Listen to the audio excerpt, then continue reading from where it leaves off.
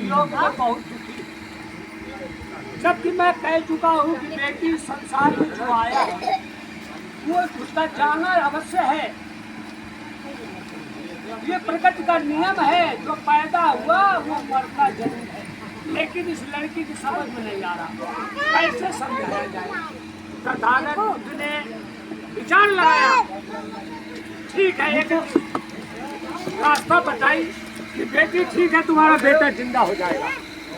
एक काम करो तुम, गारंटी मैं लेता हूँ तुम्हारा बच्चा जीवित हो जाएगा, लेकिन मेरा कहना आप कर दीजिए। तो वो लड़की बोली, बताइए स्वामी क्या करना पड़ेगा। कि जाओ मुट्ठी भर सरसों लेकर के आओ, गांव में किसी के घर मांग लो। और लड़की बोली, ये कौन बड़ी बात है, मैं मुट्ठी भर सरसों अभी ला कर देती हूँ।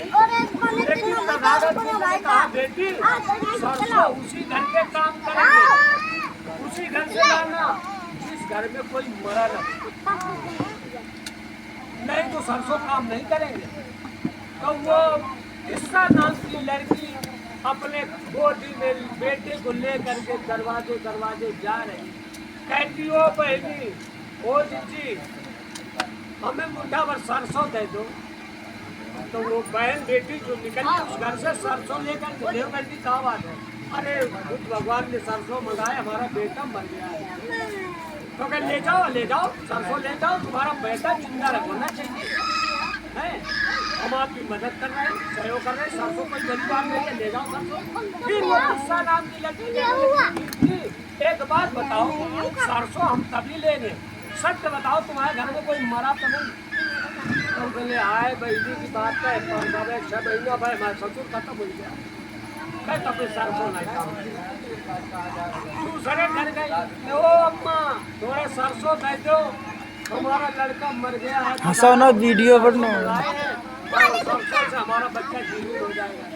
वो माता जी सरसों लेके आई, तब वो किस्सा नाम की लड़की जो बच्चे को शिकायत ही कर देगा। लेकिन माता जी एक बात बताओ, आप मेरे साथ कर तो भला ही नहीं हो कि आप सरसों लेके आई हो, लेकिन एक बात बताओ तुम्हारे घर में कोई मरा तो नहीं।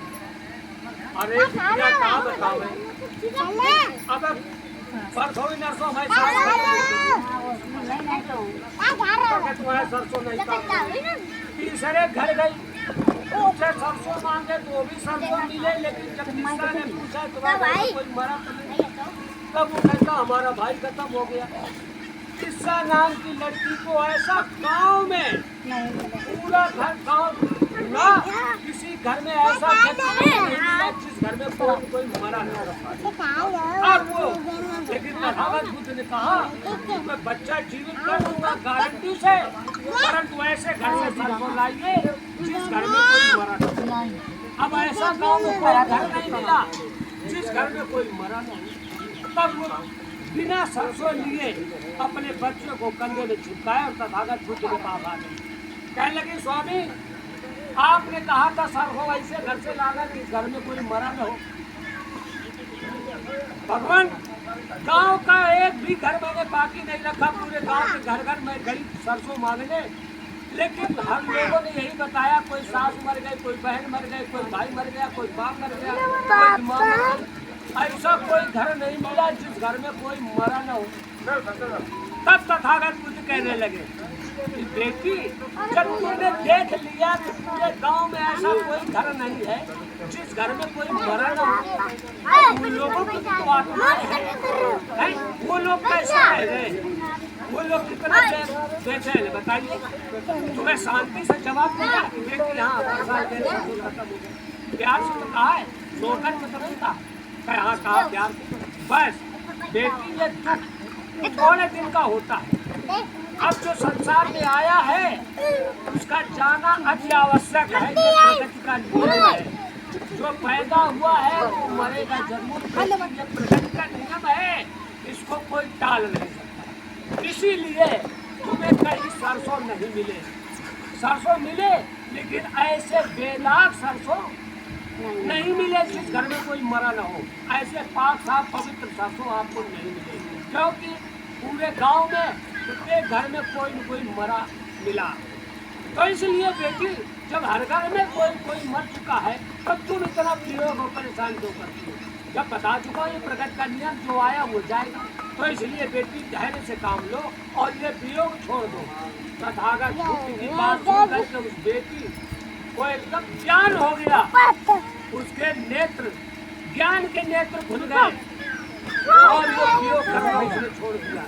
तब तथागत बुद्ध ने जिस प्रकार श्यामा की लड़की से कहा था कि वो माया करती है सदा परेशान मानव को, इसी प्रकार टिस्सा नाम की लड़की को भी बताया कि बेटी ये मोह और माया के जाल में जो फंसता है जीवन भर आदमी परेशान नहीं रहता, वो कभी सुकून से नहीं रह सकता है। इसलिए बेटी मोह माया को त्याग दीजिए और अपने दिल में धैर्य रखिए, अपने दिल में शांति रखिए। आखिर ये जब बात सुनी तथागत बुद्ध की तो टिस्सा नाम की लड़की के अंदर भी दिमाग आ गया और उसके होश जो खो गए थे वो सेंस में आ गई, होश में आ गई। एक बार प्रेम से बोलिए तथागत बुद्ध भगवान जय, बाबा साहब। सभ्य सत्ता सुखी होन्तु सभ्य होन्तु सभ्य विनो सभ्य भद्राणि पश्यन्ति आत्मं सुखमागम सभ्यो विभज्यन्तु सब रोगो विनश्यतु माते भवन्तराय सुखी दीर्घायु भव।